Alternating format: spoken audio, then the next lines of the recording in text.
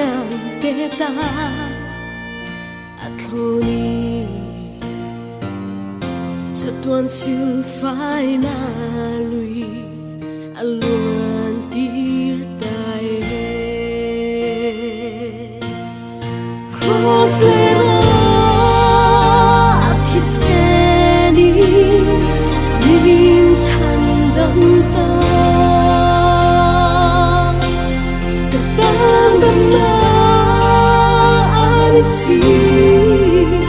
anak yang tuan ti semua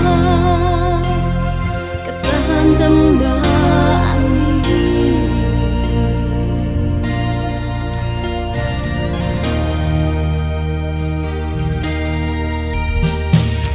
ramno ti sen chu phải na dang re na omlo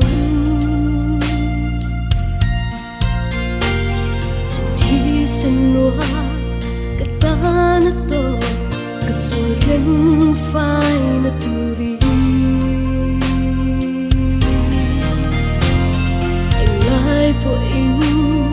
alwang ringe adua piang teta at loni sa tuan sil fai na lui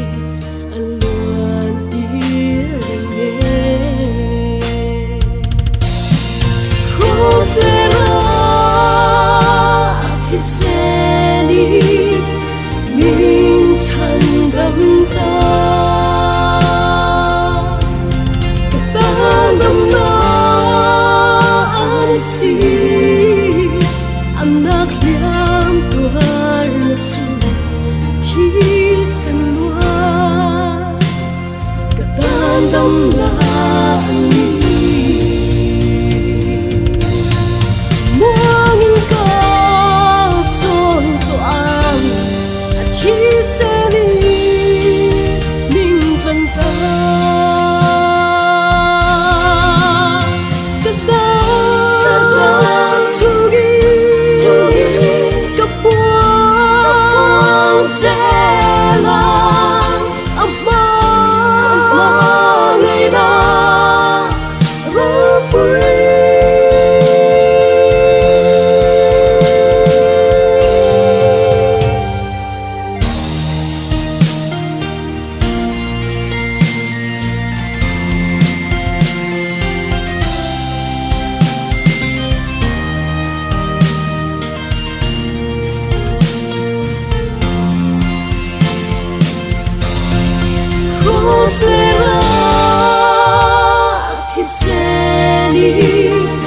min chan gam ta